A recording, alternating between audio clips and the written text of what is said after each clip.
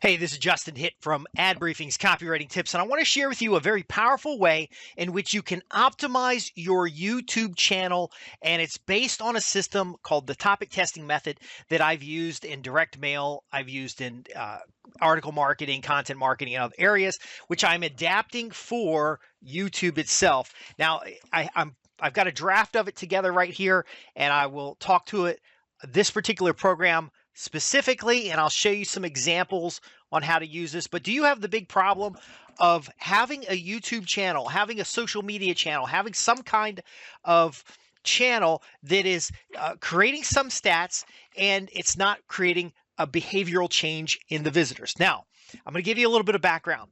So I have a background in risk management, business process, business development. My goal for clients and my focus with clients is to help them generate additional cash flow. See, it doesn't matter how much income you have in your business if you have no profits. So we want to focus on the free net cash flow.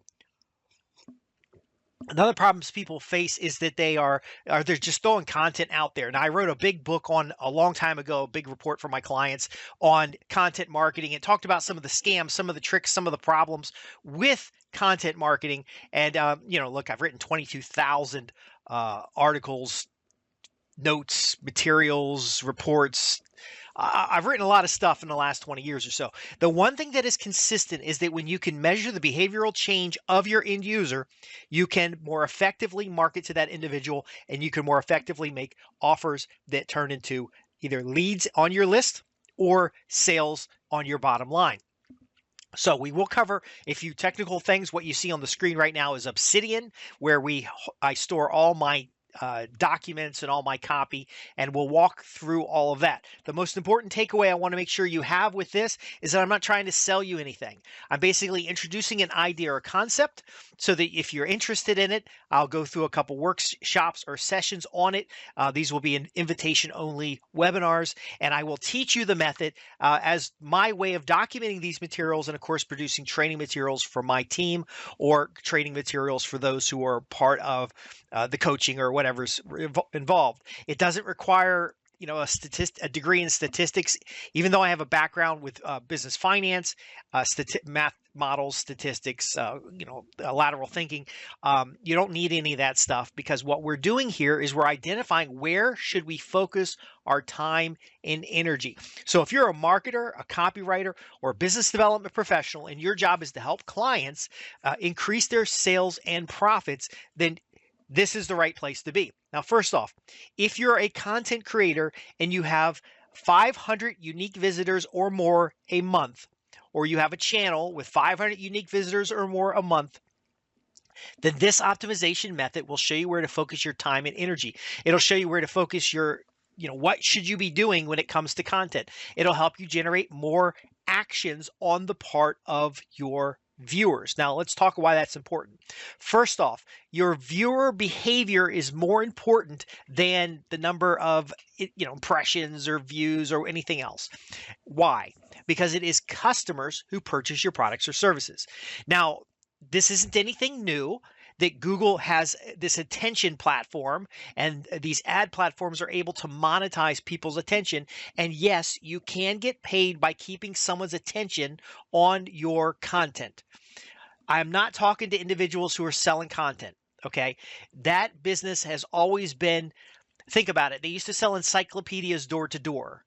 Are they still selling encyclopedias? You're going to get good 5 or 10 years out of a content-based business. What you have to sell is the solution to massive problems that organizations face. And the reason you don't hear about me much is because I'm selling million-dollar solutions to Fortune 100, Fortune 5,000, just different size small businesses, and ultimately in the business of analyzing how businesses work in their relationships with customers. So what we're going to talk about here is a relationship model. We want definite measures of behavioral change. Someone's a prospect. They have a problem. They're thinking about the problem. They're looking at many different vendors, and now they're looking at just you as a solutions provider. What has happened there to make that behavioral change on the end user? Well, they see you as a credible expert, and as a credible expert, they're focusing their attention on you, and now they have the confidence that you can help them solve a problem. They have the focus that you're the best solution provider available. They have the attention on you as a provider. That doesn't happen with tweets and social media stuff. It happens because they see you as an expert in the marketplace. Now, my recent book just came out, and this is just a working copy of it. It's actually available online, about establishing instant credibility. Now, how do you know what areas in which you can establish credibility? Well, I have a very high sense of what I can do and can't do, but the marketplace may see different as it is constantly changing. I don't want you to establish credibility about where you believe you're an expert. I want you to establish credibility where you can easily demonstrate your expertise. Now, what does that have to do with optimizing a YouTube channel? Well, for many people, video is so easy to produce these days. Now, granted, I could have done more preparation to make myself look better, or to have a better, backdrop or something like that. But really, you can get started with credible videos very easily with basic background. That's like it's not quite a sheet hanging in the background, but it's one of those backdrops. And then I'm just sitting in front of a microphone here and a computer, and I'm able to deliver this training material with minimal input. Now, what's valuable is we also have many channels, including YouTube, Rumble, Bitchute, there's Facebook. There's so many channels where you can record a video one time and then distribute it to many different channels. But what we don't have is an easy way to know which videos or concepts are most valuable to our audience, especially since the reach of educational content.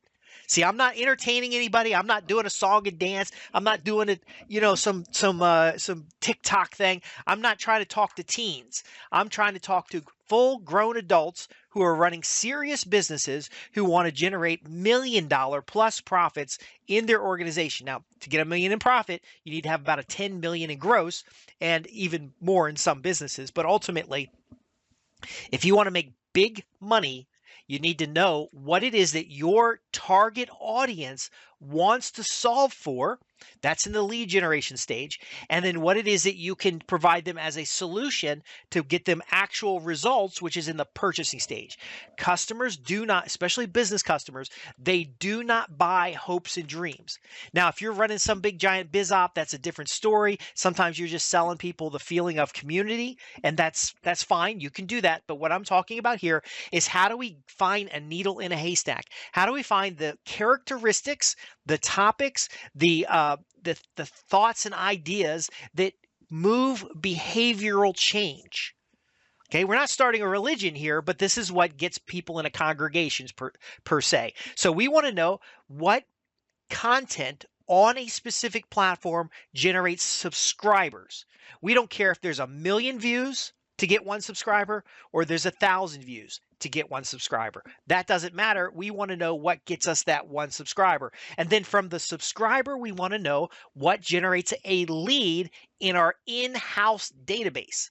Okay, now that could be HubSpot, it could be Infusionsoft, it could be whatever platforms available these days. Those platforms will come and go, but the skills necessary to generate a lead are universal. So that lead, what does that say? That says the individual has given us permission to follow up. Okay, so a subscriber, you can willy-nilly subscribe. I've got a YouTube channel. Everybody's got a YouTube channel, and you can basically just get somebody to click the subscribe button, and that is good enough for many people. But it's not good enough in my business. It's not good enough for my clients. Because, for example, this Two Ronnies, which is a very funny British comedy show, has got 4.6 million views. Okay? And you could get 4.6 million views if your video goes viral. But here's the problem. Those views don't translate to anything except profits for YouTube. It doesn't generate profits for your business. So again, there's another problem here, that very often we're measuring the wrong thing. What I want you to measure is, in this particular platform, is the number of subscribers, because the algorithm for the platform rewards loyal subscribers. So your repeat views from subscribers is rewarded. But the truth is, for the majority of content, the people who watch the videos are not usually subscribers. And I would flip in here to audience, and you can see this channel has very low impression rate. It has very few subscribers. Again, this is a fresh channel that I use for testing. It talks about agricultural stuff. It tends to be very more educational than it should be otherwise. But again, I'm not trying to generate money with this channel. I'm just generating a data set.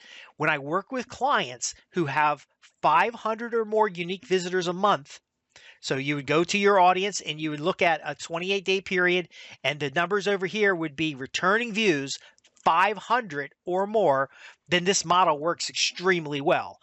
For what I've got here, it works well enough for me to write training materials and use it for myself, and then to show clients that you really don't need a lot of traffic to get results, because we're not measuring the analytic per se. We're not trying to game the algorithm. We're trying to measure user behavior. So I slam up a bunch of videos on here. As far as content is concerned, there are, I don't know, there's like, I don't know, select all.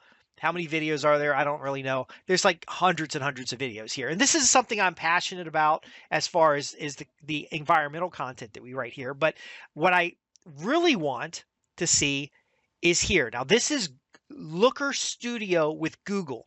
Now, you can do the same thing with Tableau. You can do the same thing with any kind of reporting tool. But this particular report here shows me in the last 28 days what content created a behavioral change in the user, and they are now a subscriber on that platform.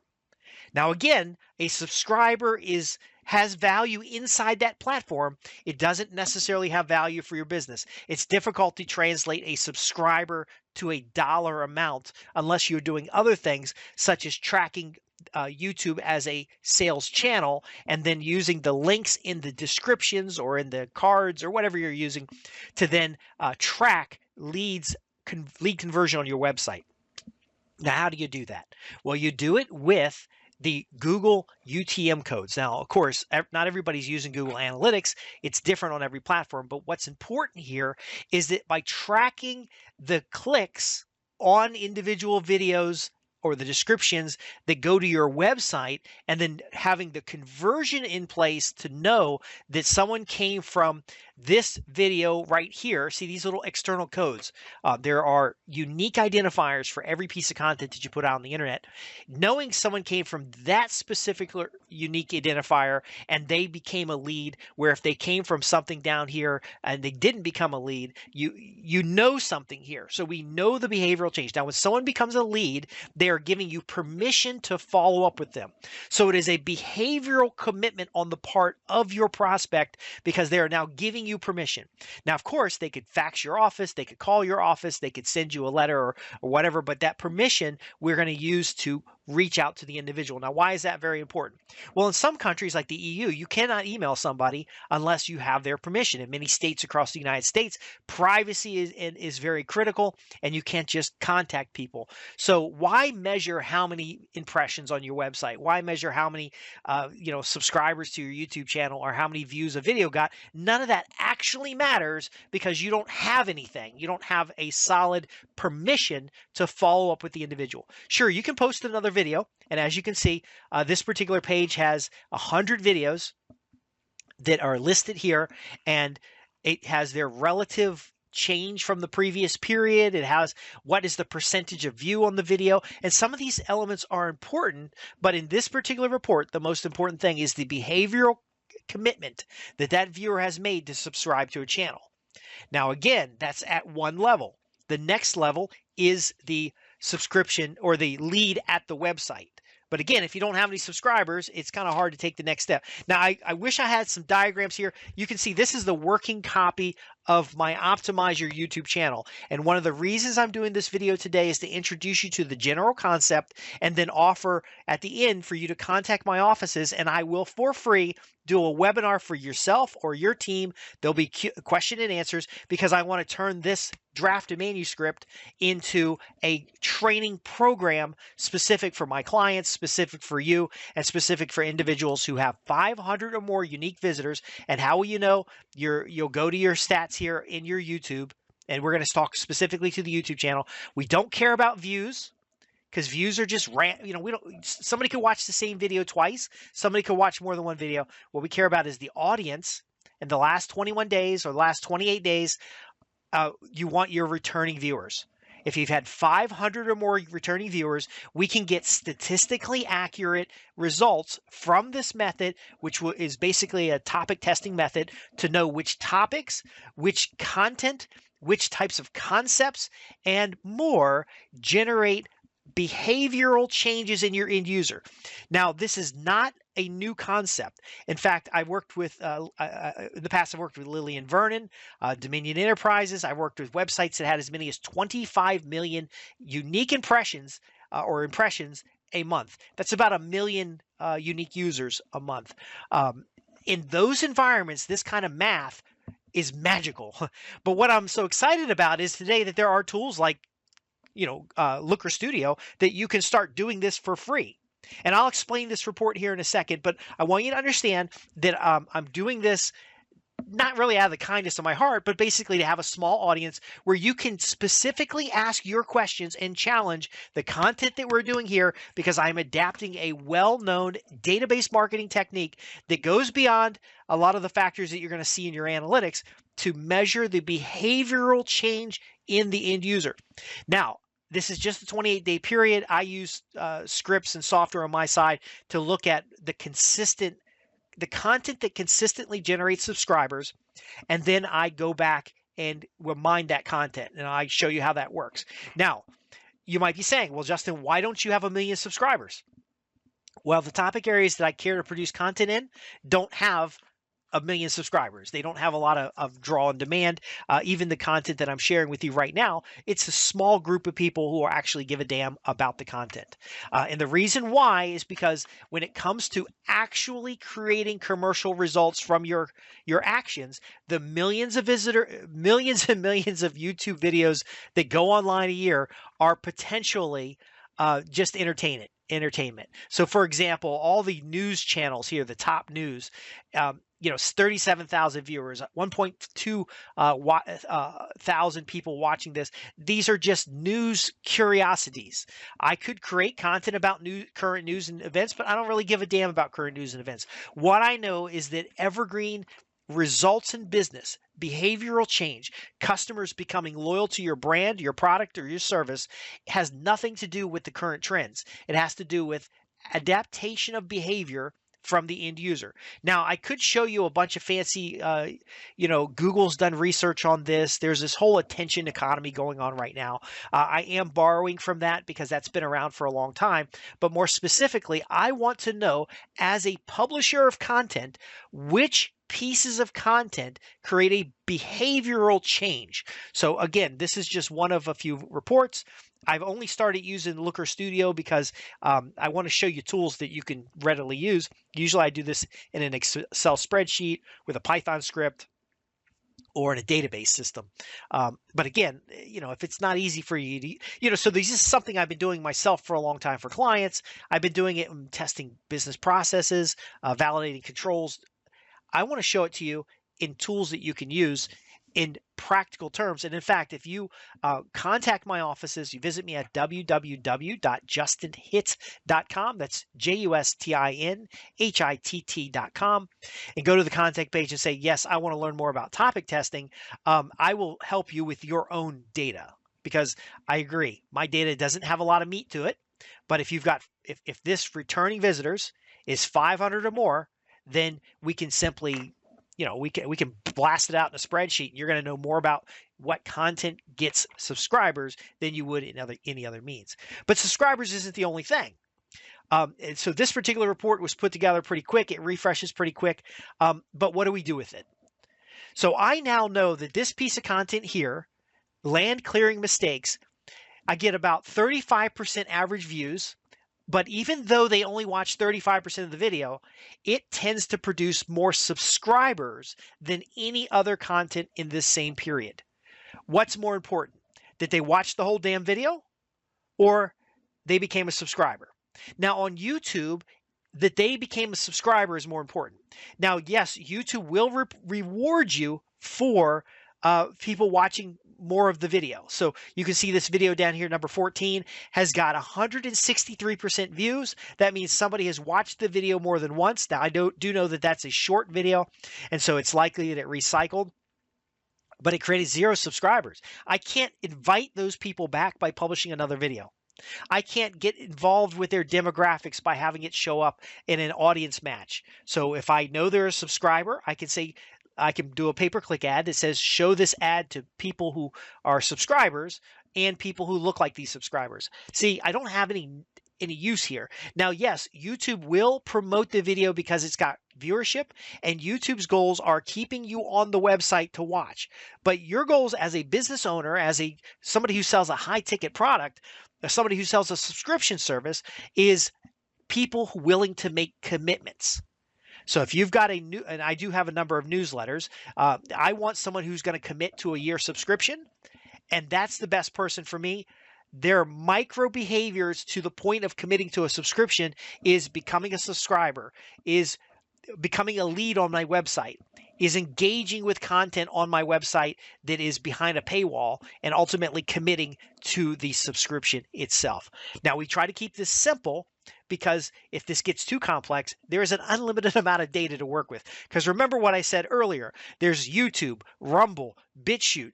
There's like so many platforms out there that you can work with. And if you're doing this type of thing on each and every platform, then it becomes quite a bit of work. Now, I remember at Lilly and Vernon, for example, we would merge the data from different video platforms, different types of platforms where they were promoting their products and services. We'd pull data from the e-commerce platform, and it took about 24 hours to run that through a network-wide sort. So we had a distributed system in place to take all these data feeds and sort them. So we're bubble sorting and doing all kinds of sorts, scoring those numbers, and then feeding them to an IBM mainframe in order to determine which product should be on the front page of the catalog.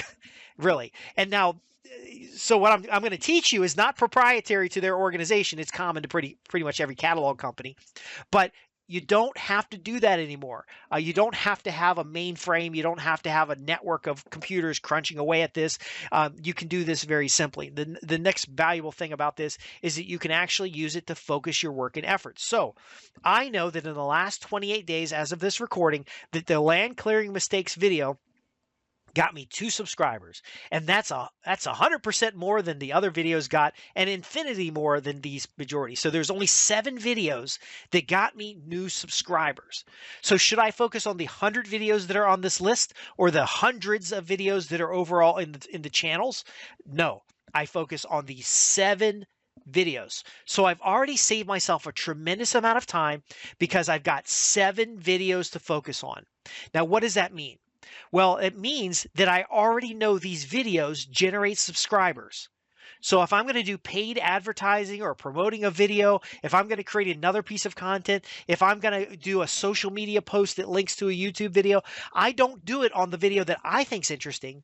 I do it based on the video that these individuals have come and opted in. Now, when you're using scripts, you can do the conversion numbers. So 71 views created 2 subscribers. That's a better conversion rate than 366 views that created 1 subscriber. So there are math models that you can add to this, but with a basic free tool such as Looker Studio, or maybe you already have Tableau in-house, maybe you have MicroStrategies in-house, maybe you have Excel spreadsheets in-house, you can already start narrowing that limited number of resources that you have on a very specific behavioral modification area of your business. Now, again, if you're a Fortune 100 company, we can do this with artificial intelligence. We can do this by mining years worth of stats. We could have set up machine learning scripts that start identifying the different types of segments of people versus segments of content, and determine which people want which content, which in turn turns into a sale. I'm not talking about any of this right here. I'm talking about what is the most basic and most fundamental way of changing the behavior of prospects so that they buy from you over anybody else. And again, that's why I'm going through the trouble. I got this manuscript put together. I've done this. I've been writing about this for a couple years for my clients, and I finally decided to go ahead and publish it to larger groups, because again, you're hearing about artificial intelligence, you're hearing about machine learning. These concepts are not new. So let's get back to what we're focusing on here. There are seven pieces of content that generate leads in the last, or subscribers in the last 28 days. Now, this could be content on your website that generated leads. This could be social media posts that generated leads on your website. We're focusing specifically here, and so I'm going to look up the land mistakes. So this is land mistakes to avoid plus clear-cutting myths. Now, I'm looking it up based on the external code because in my internal system, I have already coded out the original content. So this is the description that I posted on that particular video. Now, this is a pretty long description for a YouTube video. I don't really think descriptions beyond the first paragraph contribute to the click-through or the impressions or anything like that. But again, I very often put content up just to get it up there because again, the measure is more valuable than what's there. I don't know what the algorithm is. I don't need to know the algorithm if I understand the behavior. Now on this other screen over here, it is the my editorial calendar, which tracks all of my content, including little codes. These codes represent the categories of content. So what I'm able to do is identify that this piece of content right here, and I don't even have my little headers up or anything. This particular piece of content here is tied to land clearing, and ultimately, as I build these associations, I can identify additional content that's similar themed that gets the behavior. So again, these are text files in Markdown on a knowledge management system. There's no fancy software here. Now I'm going to go ahead and clean up the headers and stuff. You can see I have these are called YAML front matter material. You don't need to know the technical term of that. But what's most important is that I have coded this thing with a permalink. This permalink is encoded with the actual unique code of the video, the unique,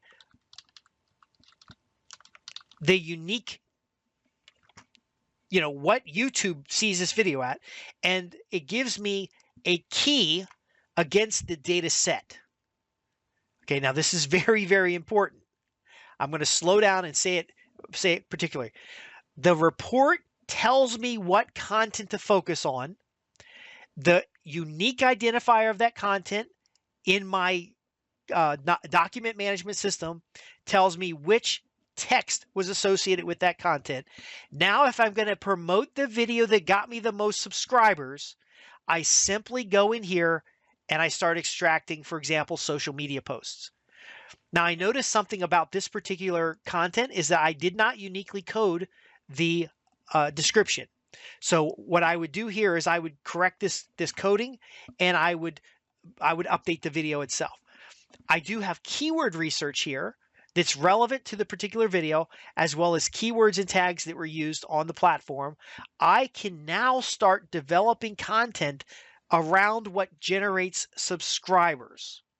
Okay, now this is extremely powerful because if you've got an editorial department, if you're paying copywriters or marketers to write content for you, you're no longer shooting in the dark.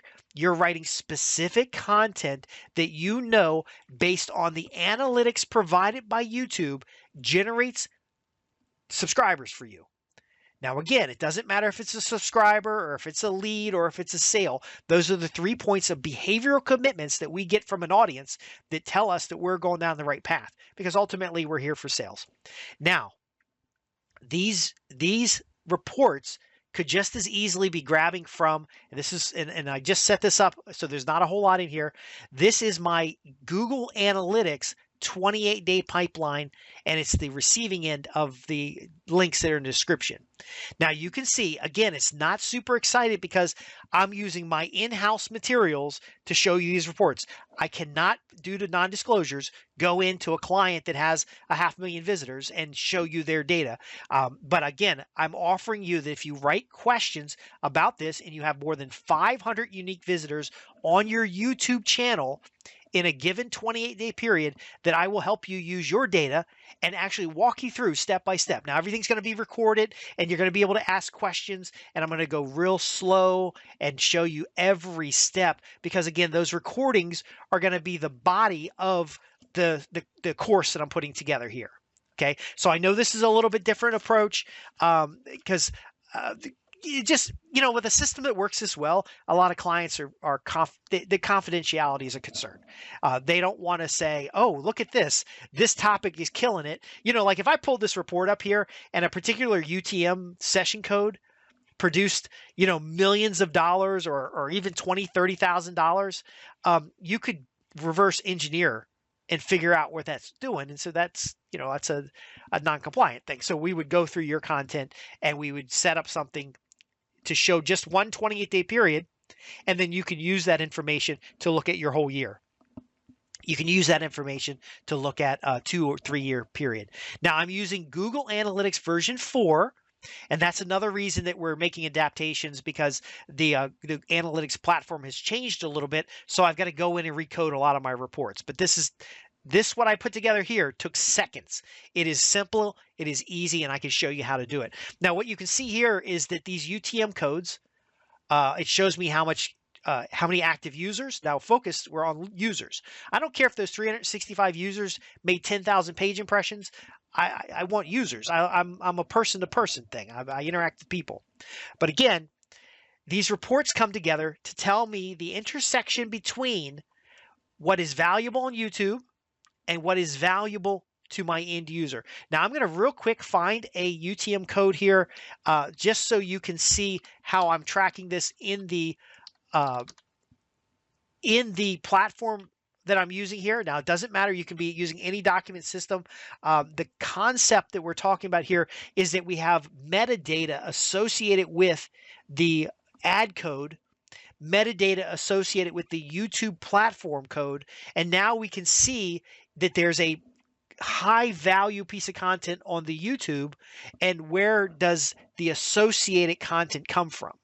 Now, I wrote up this morning some requirements documents that we could automate a lot more of this. I don't know that you need to automate it, especially if you have a lower volume site, but it is not difficult at all because, again, the metadata is connecting the report with the content with the analytics. And so we can now see a full path. I think that's the most valuable part of what I'm sharing here today is having actionable knowledge. I went from hundreds of videos to which 7 videos should I focus on. I'm doing a month-to-month basis because I want to see month-over-month seasonal changes because some content works better in December than it works in January. And then ultimately, I have a library, a single repository, and there will be a link below to a video. I discuss this in more detail, but I have a single repository that tells me what the content was so that if I have a high conversion rate on this source and medium, and this is actually a medium for content links inside of a book, I know that go back here and do more. So we want to do more of what works and less of what doesn't.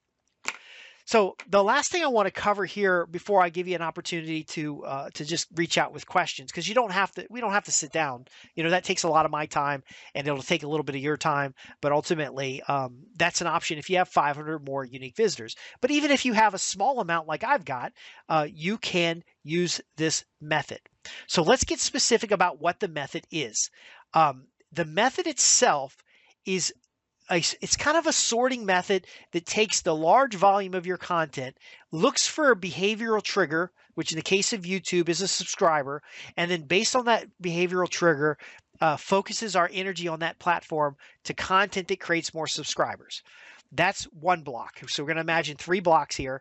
And the second block is of the popular content on all channels. So you can do this report on YouTube and Rumble and Bitchute and Facebook and Twitter because all those platforms could have content or even the same content. We coded the URLs in the content itself. And let me get you a better one here because this is actually, let's get you a better one here. Inside of this is a podcast. Do you see that link here? that link is going to be on various descriptions for the different platforms, and the medium will be different. So this one is for Spreaker, the platform Spreaker. But if it was on YouTube, it would say YouTube. If it was on Rumble, it would say Rumble. If it was on some other channel, it would say something else. The center part here is which of these channels produce the maximum number of leads. So this particular report I'm using here, again, whipped up a report on this new platform. In 28 days, how many active users did we get? How many added to the cart? Because I actually have a shopping cart on the other end of this. How many checked out? And then what was our conversion triggers?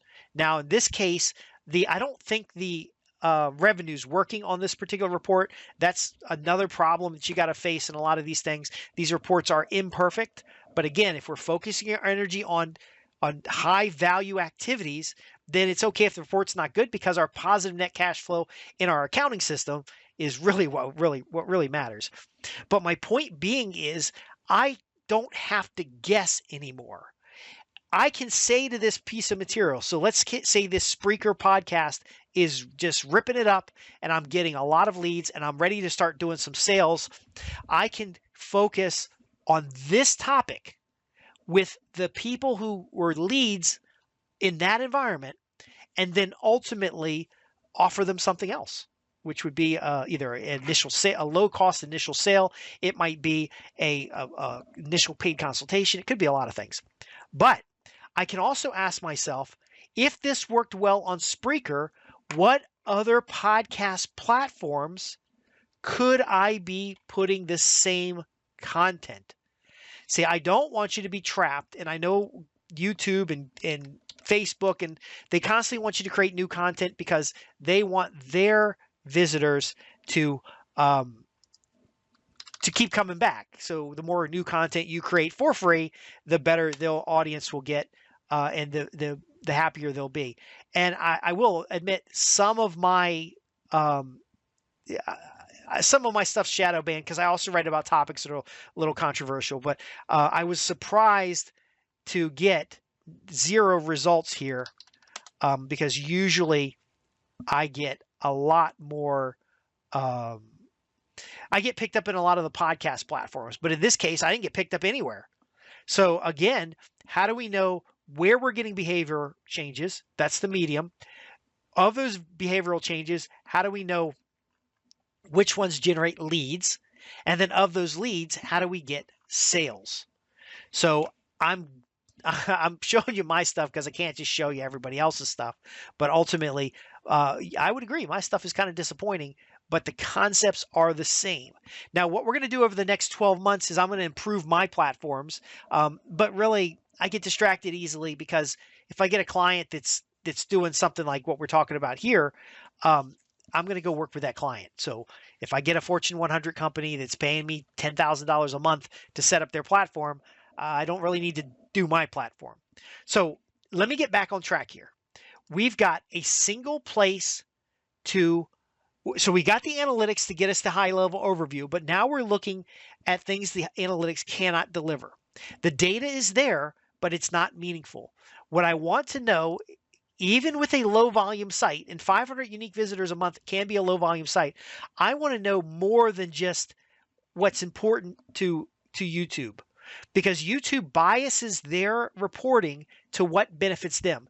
So again, YouTube wants videos that have people still watching after 30 seconds. Now, why is that? That's because the initial ad that they're going to show is, they're going to get money off of that, whether or not you're monetized.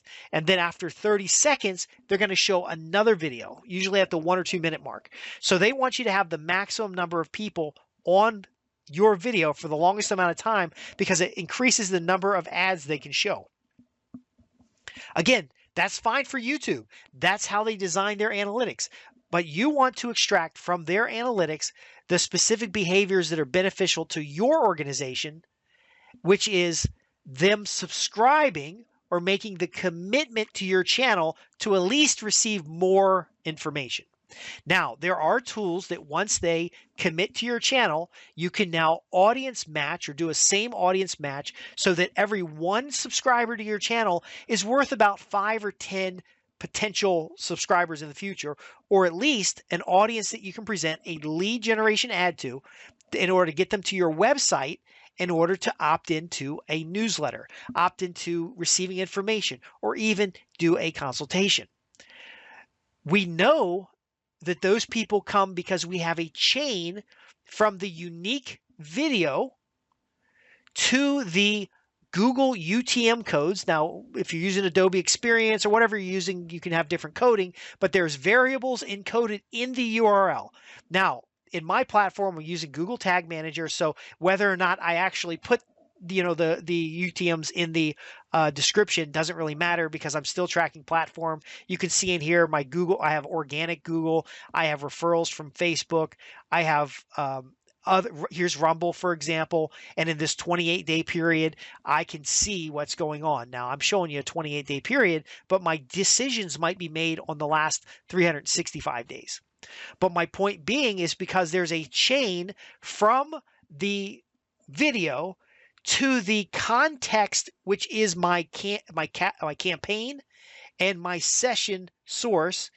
And I just realized why I was confused when I looked up UTM catalog, because catalog is not a valid, that is not a valid link there. And so, okay, so I got campaign inside the thing. So this really should say UTM campaign. And I hope by just giving this real quick correction that you're seeing that I'm all about efficiency. I'm all about fast in the sense of less maintenance on the back end. So I just made a correction to a bad tag. I verified real quick when we were talking here that the coding in the URL is straight, and we're done with that. So let's get back to the main program here. So again, there's a direct link between the original YouTube video, the UTM codes that go to a website. I've got my analytics set up correctly so that even if I don't have UTM codes, I have an idea of what's going on. I know how many leads I generate, and it is true. I only generated one lead in the last 28 days from this particular set of data. That's fine. When you have an average customer value of, $100,000, you don't really care. But again, it might be different for you. Maybe you have $1,000 per sale transaction, and you need a lot more in there in order to hit your $1 million mark. Maybe you have a $10 item. And if you have a $10 item, unless you've had a high number of transactions, then, this method will help you, but I would try to find a $500 or $250 customer lifetime value. You need to get your customer lifetime value up. And we can do that in other ways. If you've got a high transaction of customers, we can treat that as an initial sale and help you get to the next level with a higher transaction value. But my point being is that I can now make decisions on the content by looking up those things. Now, I will agree, line 8 here, these things are not set. And that's one of the reasons I'm going back through my content and setting up my UTM codes, because sometimes the analytics doesn't work the way it's supposed to. And we have to work with that. So again, that's why I'm using a methodology that gives us relevant information to focus behavior and efforts so that we're creating content within a scope of work that generates a behavioral change for the end user. And I understand this is going to be above people's pay grade and they're above their heads. I'm a business analyst. Okay. So if this doesn't make sense to you, I'm asking for your help by you asking me questions that I can make this into a easy to follow report that you can then use this optimization method, at least for your YouTube channel. Now, I use it for other channels, and that's why I'm doing the automation, because I get, I get traffic from Rumble, I get traffic from Bitchute. Some of my clients are getting traffic from Truth Social, other platforms that are not readily integrated. And so I had to devise a way for them to be able to download this information, plug it into Tableau, plug it into Excel, plug it into some tool that gives them, again, a focus of behavior. And for some of my clients, we print out the reports. Okay. And what's interesting about this is that we can literally print out the report and take a highlighter and highlight the areas that we need to be working. And on the front page, they now are focusing their work that has the highest probability of generating additional results. We don't need to know about the system's algorithm. We don't have to worry about a Google slap. We don't have to worry about any changes in the outside world because we're not measuring the change in the medium. We're measuring the behavior of a target audience. And then as those people become leads, then we can take those leads and we can send them to a data service. We can use them on the pay-per-click platforms. We can use them on other places to drive them directly to the CRM system. Now, I'm showing you my front end, which is the YouTube, which is the Google Analytics. What I'm not even showing Google is the back end of direct sales. Now, in my business, I only need 2 or 3 private clients a year to make my numbers and then pay for the staff that we have and other things like that. I'm not looking to sell hundreds of thousands of customers. Not even in the ebook side do I want to have that many customers because, again, I'm offering to answer questions. I'm offering to sit down with people and show you specifically what's going on here. I'm showing you methodologies. I'm recording those methodologies, packaging them up into courses, and then those courses become internal training for my teams, as well as your team if you are involved with the setup here. But my point being is this is a powerful method that uses math. Now, the last thing I want to leave you with is some of the specific math, in case some of this makes sense to you and you want to talk more high level. So we're using a multivariate decision matrix. Now, what does that mean? It means that when we plug all this data together on the back end, we aren't looking. So for this report, for example, we are going to measure what generates the most active users, what generates the most checkouts, and what generates the most conversion behaviors. We're going to rank these individually. We're going to combine them into a score.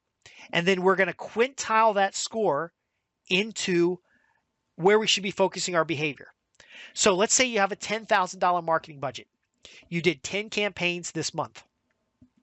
You've done 10 campaigns every month for the last 12 months. Of those campaigns, which campaigns have the highest probability of generating enough money to pay for that $10,000? So this is my ideal for a customer, is that the $10,000 they spend today, that we know how quickly they'll recover the $10,000 so that we can scope the advertising budget to focus on what is generating the money. So it's the 80-20 rule. So what's the 20% of what we're doing that produces 80% of the results? We're not relying on a creative company. You know, a lot of my clients hire marketing companies that will say things like, oh, look at the number of impressions we've got here. Oh, we're up. We don't use a single measure so that we can't be gamed by the vendor. We also don't rely on how the platforms are measuring things because we know the platforms' terms of measurement are biased. You may not be aware, but Google Analytics is there for Google's purposes, and it's there because it allows the audience segmentation that they use to feed their advertising platform.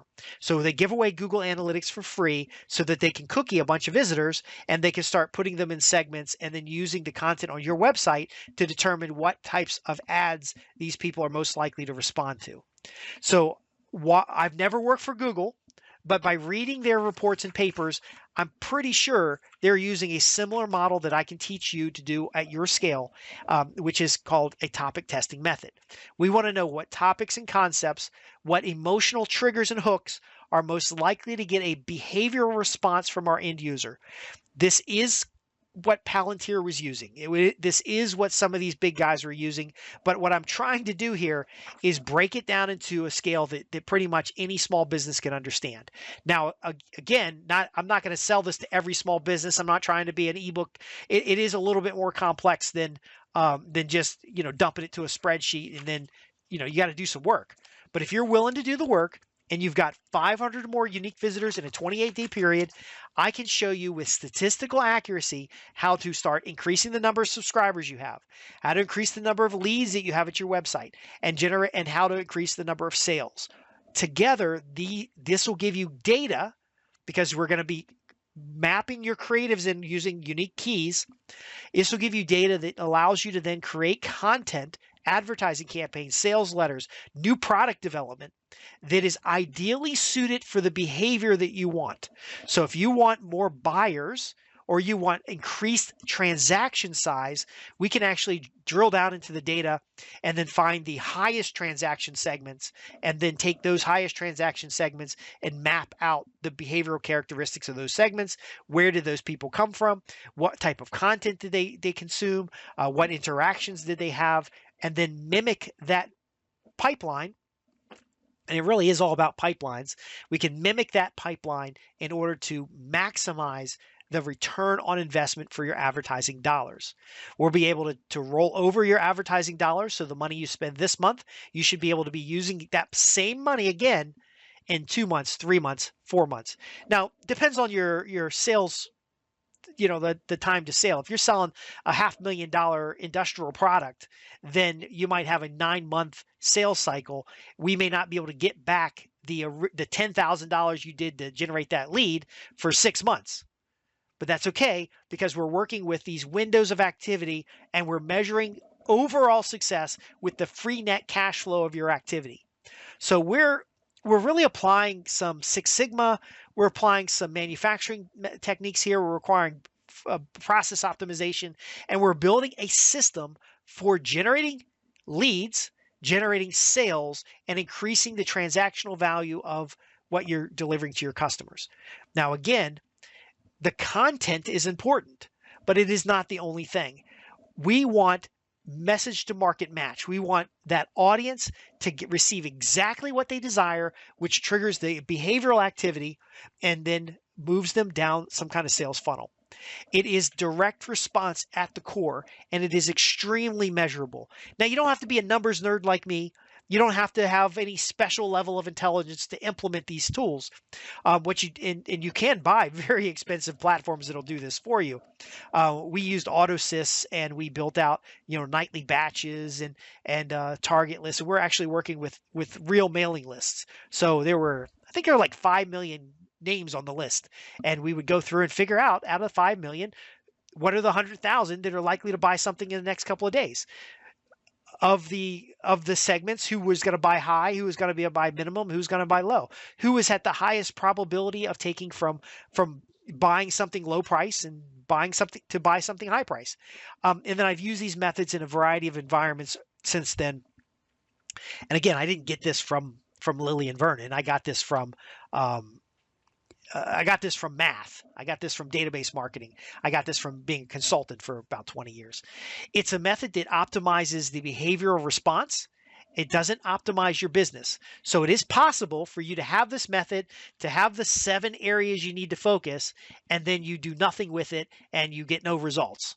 So again, if you're not an action taker, if you're not willing to learn, if you're not really willing to follow procedurals, then this isn't for you. But if you've got 1 or 2 people on your team, I can teach them specifically, and I will get on the phone and I'll get on a webinar and I'll walk through all the steps and teach them, because I want content for a course.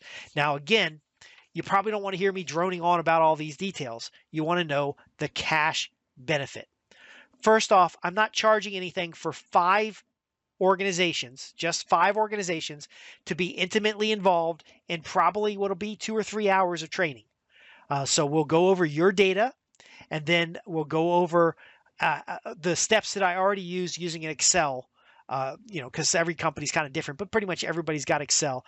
We'll use the steps that I have for Excel. I did this with one company, and they were able to add 25% to their free net cash flow.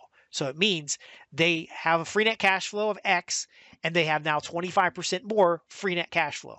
Now, to get the free net cash flow, you got to have good accounting, you got to have good measures. But again, it's about focusing behavior of the end user, but also focusing your effort to what actually produces results.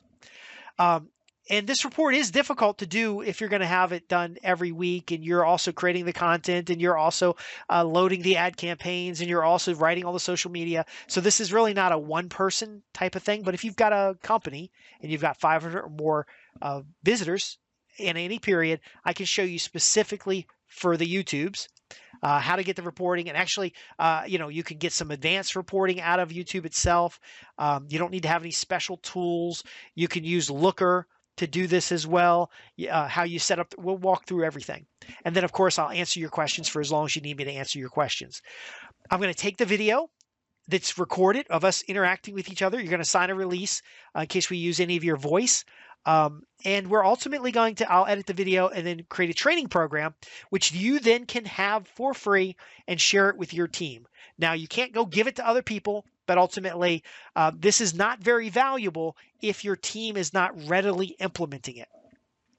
Now, later down the line, I do have the thought that we might develop an artificial intelligence tool that will do a lot of the math for you, as well as I've done a lot of data integration in the past. There are ways to pipeline this data and make it just give you a report that tells you what to do. But I haven't written that platform. That would be a whole company unto itself. So you will get early access to something in our time together that you can use immediately. And then many of you, as we've talked in the past, because again, all these videos are produced based on interactions with real people and real companies.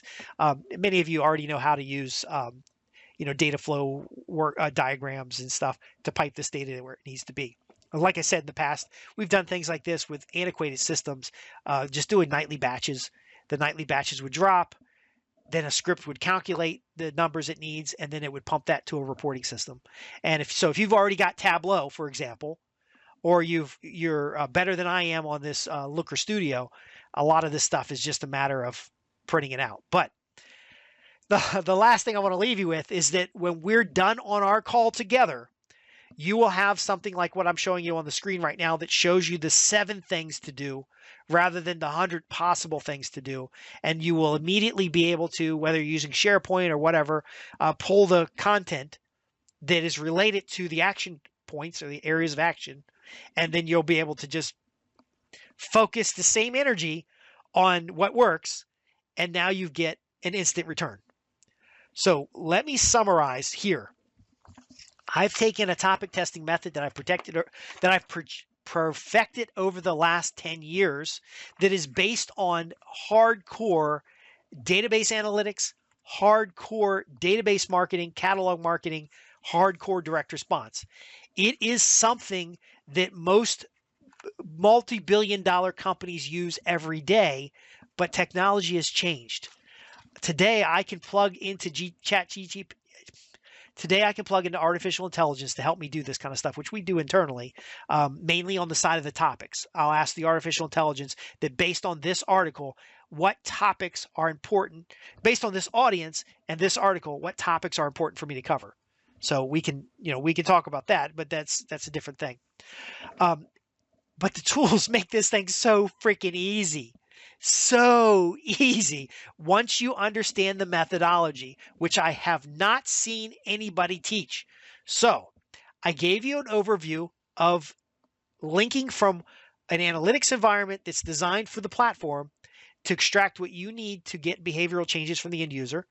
And then I've shown you how to link that to the creatives and the content, as well as the calls to action in that content so that you can now map from subscriber to lead. Now, again, just because you have a YouTube subscriber doesn't guarantee you're going to have a lead, but you can do the same audience match and do an ad with a specific ad code. And so now you're targeting the subscriber audience rather than the viewer audience, because the viewers could be just high school kids doing a book report. From there, you now are on your website, on your e-commerce platform, and you're able to map from your e-commerce platform to the products and services that create sales. Now, maybe I'll whiteboard this in another video or something. You just ask in the comments below, and I'll be happy to add additional materials. Whatever is going to make it easy for you to understand. And I'm going to also create additional content, which I've linked to below, to kind of put this more in layman's terms, because I do understand that I sometimes get a little more nerdy than I need to be. But the takeaway is, this is a powerful method to focus limited resources. The way the economy is going, you need stuff that works. You need to know what works with a high confidence of repeatability. The final part of this is that it is based on free net cash flow in your accounting system. Now, I'm not going to go in there because even for my business, that's confidential. But you should be able to, as a marketing department, show finance. You know those bean counters that tell you, well, we got to cut the marketing budget. You'll be able to show them how you're able to turn over the money in the marketing department and why the marketing department is the most valuable part of this organization and how you're making a difference in the bottom line of the organization. If they want to go do cost cutting, they can go do that someplace else. But you'll be able to tell them which products they should not change, which channels they should double up on, and then ultimately which customers, those segments, they should not mess with. And you're going to find that 20% of customers that create 80% of your profit, you're going to be able to drill down on those people, and you're going to be able to dump those unprofitable customers. Many of folks that have been with me for a while know that I've written reports on profitable customers, the metrics associated with determining who is valuable as a buyer and who's not. Again, I'm Justin Hitt with Ad Briefings Copywriting Tips. I run a consultancy. I have a number of newsletters, and I hope this has been useful for you because even at my tiny scale, this is like magic. The goal I have now is to make it an easy to follow term so that you can give it to your staff. You may have understood everything I've said today. Everything I said may have been just old news to you, but it's not something your people are doing right now. And they don't know how to do it. Actually, I was talking to a multi-million-dollar real estate company, and their guy showed me how they run their campaigns. They send hundreds of thousands of postcards out every year, and he's fibbling around and messing around and fighting around with a spreadsheet. And I asked some basic questions and knew that they didn't know what the hell he was doing. And this simple method itself can show you how to create results. But I'm not going to give it to everybody because you'll lose the competitive advantage if everybody's doing it. If this is baked into a system, it will kill competition. So 5 organizations who contact me through my website at www.justinhitt.com, that's JUSTINHITT.com, who goes to the contact page and says, tell me more about topic testing. And they, you mentioned this video, be sure to ask your questions. 5 organizations will be selected. So we'll have a call and we'll talk about your business. You're going to show me some high level stats, just like what we walked through here today. And then if you qualify, for free, I'll spend 3 hours on the phone with you. I'll spend whatever. Now, remember, for every hour that we spend on the phone, it's 2 or 3 hours for my team to edit. So we're going to try to focus our time and effort on what is most valuable to your organization. I'm going to show you how to use these to test your vendors, to make sure your vendors are doing what they're supposed to manage your marketing team. And so the people on this call need to be executive level stakeholders. You need to be the head of marketing. You need to be a vice president of sales, because really once your team understands how well you can see what they do works and what they don't do, they get scared. And they're going to push back against this kind of thing. They're going to tell you it's too hard. They're going to tell you it takes too much work. They're going to tell you, there's no benefit in collecting every piece of content we've ever created and keeping track of every marketing message in one place. They're going to say, oh my gosh, nobody does that. Well, if nobody does it, then why does Adobe have a library system for doing that? Why does SharePoint work the way it does? Why is there these marketing automation systems keep libraries with the stats all tied together? Folks, it doesn't matter what platform you're using. Your team is going to say it's too hard, it doesn't work. And if only you had the next platform, then life would be better. This is a deal killer when it comes to that, because you're going to know exactly what works and what doesn't using basically entry-level tools. I was a little shocked about Looker Studio because I'm used to Tableau. I'm used to MicroStrategies or IBM SPSS or some of the more complex reporting platforms. This is actually super easy. And we're going to, at least at a minimum in our time together, give you where you should be focusing. And not focusing based on impressions or likes or engagement. We're going to be focusing on subscribers, leads, sales, and money in the bank. And that's it for me. Again, I'm Justin Hitt. I'm a business analyst. I study risk management. I practice risk management, business development, and I'm here to help your organization generate more revenue. I'd love to hear your comments below. I'd love to hear your questions. If you think this is BS, if you think I've revealed a trade secret that I shouldn't reveal, well then let me know. I'd love to hear from you. Not that the engagement means anything, because that's only a commitment that you have an opinion, and opinions are like assholes. Everybody's got them. But again, I need the feedback, because this is something that usually we talk about in the back rooms with a bunch of nerds, a bunch of statistical people, a bunch of finance people, and I have not seen it out there in the blogosphere, and you probably never will, because it is counterintuitive and creates massive accountability. I created 100 blog posts and articles, and I only got this many subscribers in 28-day period. If I was doing this as a business rather than just an input source so I have something I can show people that's not tied to a non-disclosure, I'd have to stop a long time ago, because if I had to hold myself accountable to this, it's not producing results. Now, will it produce results in the future? Yeah, if it's something I want to do, I'll do it in whatever. But when we do this for clients, if you have 500 more unique visitors in a 28-day period, every time it works. Because the first thing you do if you got a marketing budget, and I'm going to leave you with this, is you would start paying to promote. You would just go to this video in YouTube and promote it and put $10 on it. And then you already know it produces subscribers. And all you got to do is see that it keeps producing subscribers. If that's all you do, you got something out of it. Anyway, there'll be links in the description below. I want to thank you for your time. And I hope I'm helpful to the folks out there. And if you want to have a discussion about this, there should also be a link to schedule an appointment, and we'll just talk about it.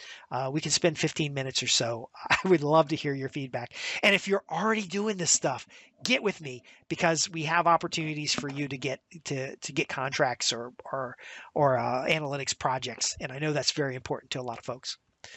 That's it. End of the show. Like and subscribe, maybe, because it tells the YouTube I don't know. I kind of become in a habit of this, because people think it does tell the YouTube algorithm stuff, but I really want the subscriber. I want the lead. I want the sale. I don't want I don't really give a damn if you like what I'm putting out there. I can't please everybody. And that is why we use numbers. We use the magic of math to figure out what works and what doesn't for behavioral modification